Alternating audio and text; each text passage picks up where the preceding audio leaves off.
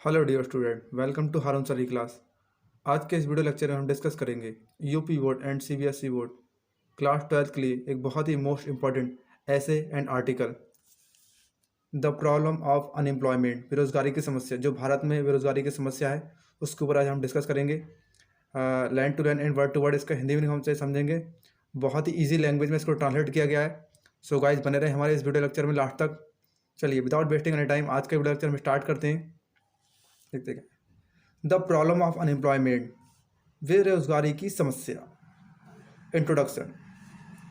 India is a land of problems. India यानी Bharat is है a land of problems, समस्याओं की ज़मीन है। लैंड में ज़मीन होता है।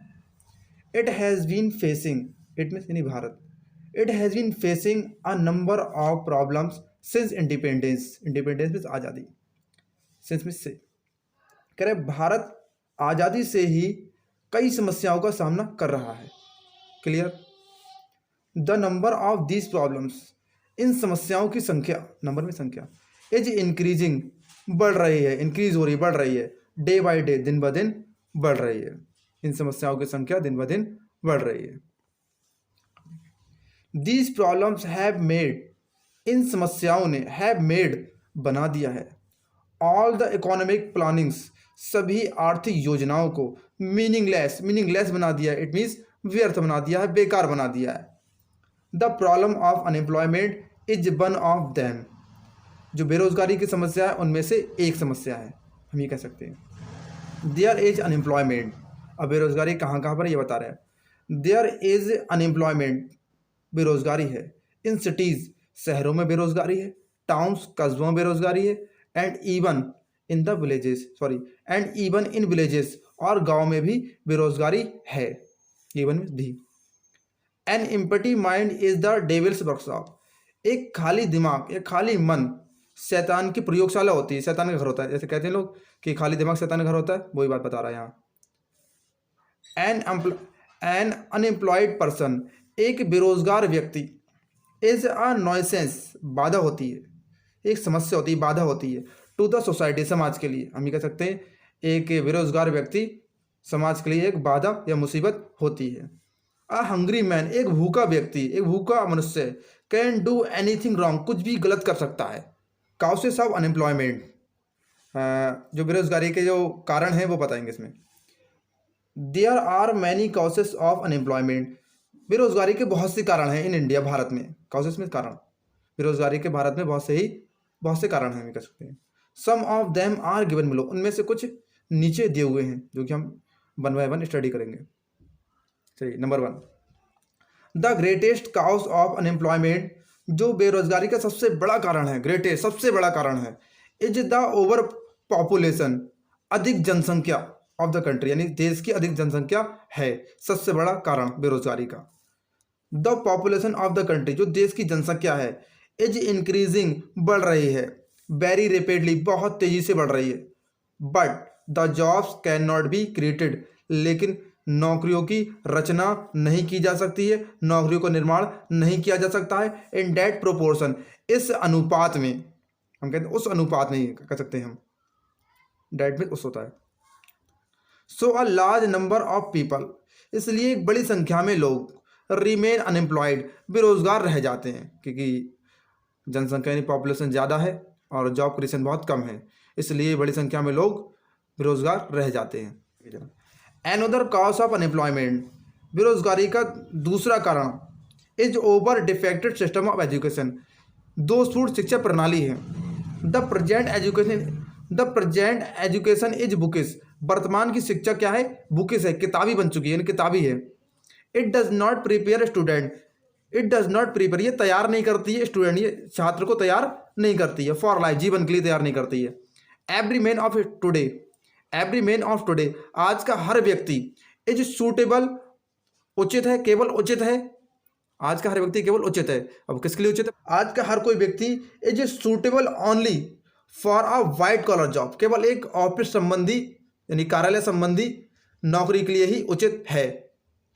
थर्ड कॉज देख लेते हैं। Machines are also responsible for the problem of unemployment, कह रहे मशीनें, ये यंत्र है, मशीनें हैं, मशीनें भी जिम्मेदार हैं, रिस्पॉन्सिबल हैं for the problem of unemployment, बेरोजगारी की समस्या के लिए। Clear. Machines are the labour saving devices, मशीनें यानी यंत्र हैं, मशीनें हैं। द लेबर सेविंग डिवाइसेस, श्रम बचाने वाले यंत्र हैं, मशीन ये कह सकते हैं हम।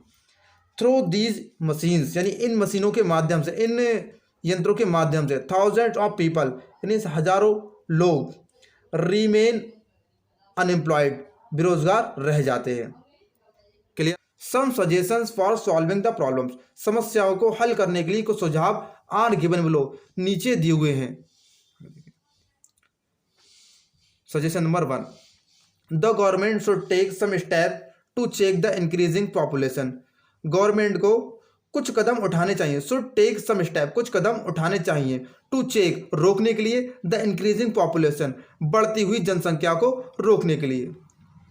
The programme of family planning, the programme of family planning, परिवार नियोजन के जो कार्यक्रम है should be made more popular, अधिक लोकप्रिय बनाए जाने चाहिए। In rural areas, rural area means ग्रामीण क्षेत्रों में जो परिवार नियोजन के कार्यक्रम है उनको अधिक लोकप्रिय किए जाना चाहिए। All effort should be made in this direction, सभी प्रयास इसी दिशा में किए जाने चाहिए। सेकंड सजेशन पर आ जाते हैं। द सिस्टम ऑफ एजुकेशन, शिक्षा का तंत्र, शिक्षा की प्रणाली शुड बी चेंज्ड, डी आगे लगाए, बदल दिया चाहिए, बदला हुआ होना चाहिए। इम्पोर्टेंस शुड बी गिवन, यानी कि महत्व दिया जाना चाहिए पैसे में।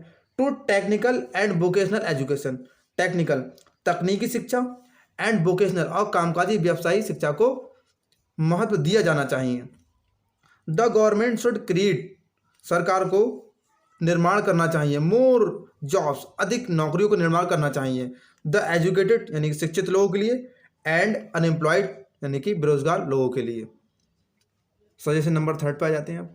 Cottage and small scale of industries, cottage कुटीर एंड स्मॉल और छोटे उद्योगों के कुटीर तथा छोटे लघु पैमानों को शुड बी डेवलप्ड, विकसित किया जाना चाहिए। कुटीर तथा लघु उद्योगों के छोटे पैमानों को विकसित किया जाना चाहिए। डेवलप्ड यानी विकसित किया जाना चाहिए। वी शुड रेड्यूस, हमें कम प्रयोग करना चाहिए। We should reduce,